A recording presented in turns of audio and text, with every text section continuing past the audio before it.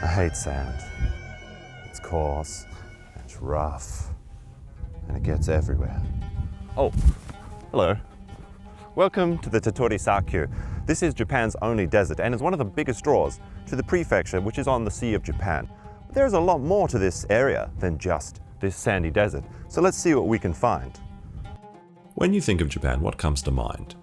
Camels, deserts, sand. At over 100,000 years old, the sand dunes of Tottori are not what you might expect from the land of the rising sun. As one of the smallest prefectures in Japan by population, you may have never even heard of this small coastal destination. Stretching over 16 kilometers, 16 kilometers, that seems a little bit small for a desert. And the ocean's right there. Wait a minute, is this just a big beach? Well, kind of.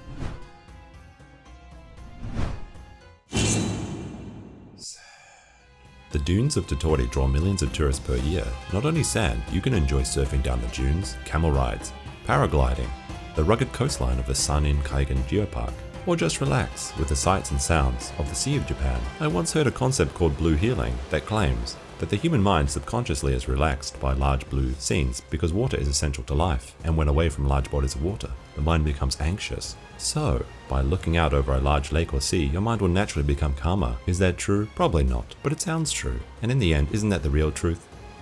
The answer is no. After walking along the tops of the dunes, I thought I might relax by taking a camel back. People have told me that the camel rides are the top reason for wanting to visit Tottori, but honestly, it's a bit of a tourist trap, as the ride itself costs 1500 yen. And taking a photo with yourself, with your own camera, costs an additional 600 yen. You can't even choose your own camel. What a rip-off. Being on the coast, the weather can change quickly, and a sudden downpour prevented any of the camels from being burdened by my weight. Ah, welcome to beautiful Tottori.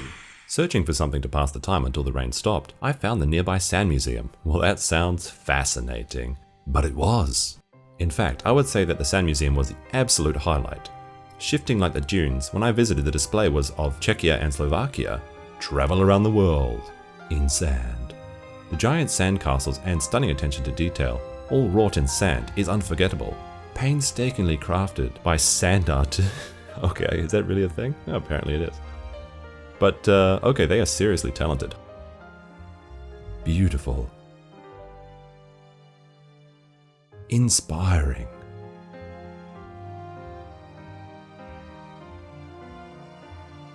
Holy shit. I never knew sand could be this metal. Did I just get teleported to the 40k universe?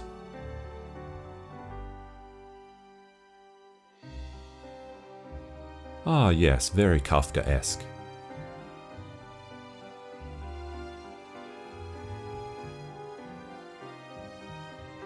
The top of the museum even has a lookout for a panoramic view of the dunes. And it has something very special, the Bell of Happiness. Anyone who simply walks up and rings the bell will be blessed with happiness for the rest of their life. Moving on. Tottori is famous for the legend of the White Rabbit of Inaba.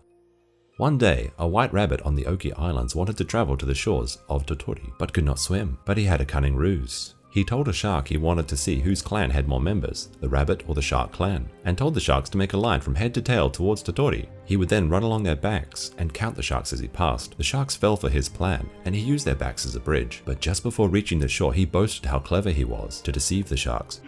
Enraged, the sharks lashed out at him, biting him and skinning him with their teeth. An important reminder to always cross the river before insulting the crocodile's smile. But the tale doesn't end there. Washed up on the shore, the rabbit was found by traveling brothers hoping to marry a fair princess of the land. The older brothers were cruel to the rabbit, but the youngest was kind and told the rabbit to wash himself in the pure water of a river and roll in the pollen of a cat's tail. The rabbit was healed and predicted that the princess would marry the young kind brother. The rabbit lived happily ever after in the lands of Inaba.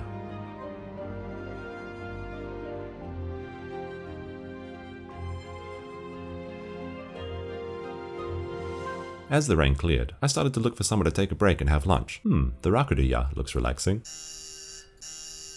But I settled on the Sakyu Kaikan. As we're on the sea, what better time than to get some delicious kai sendon and some fried squid, with a strawberry shake, made with milk from Mount Daisen, the sacred holy mountain of Tottori.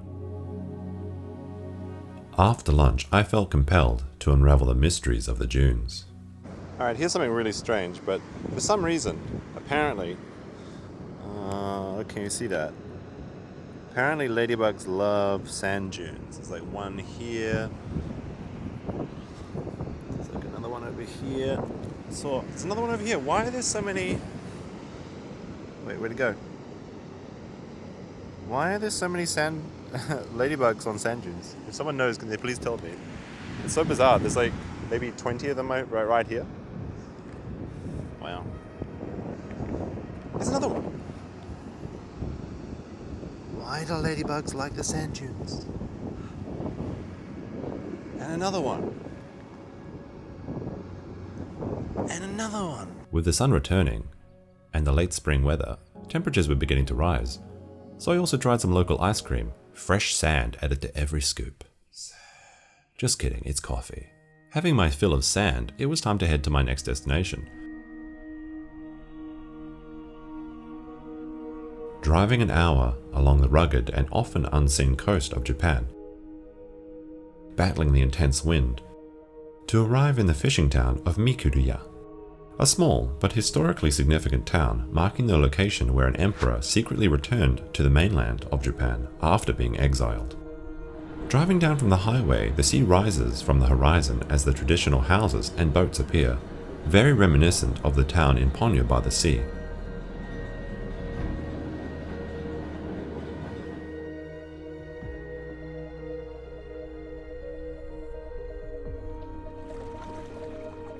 I was saddened to hear that approximately 30% of the homes are akiya, empty or abandoned houses.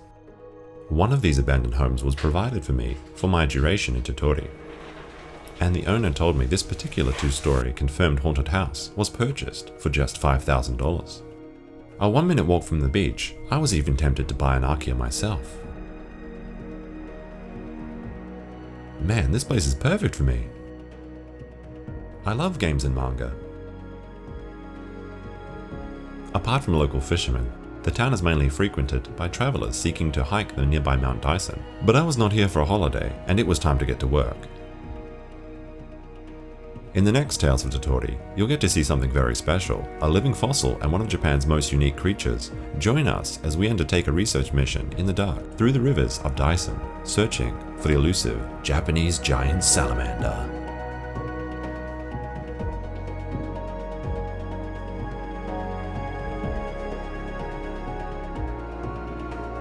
And coming up on an arc adventure, a third solo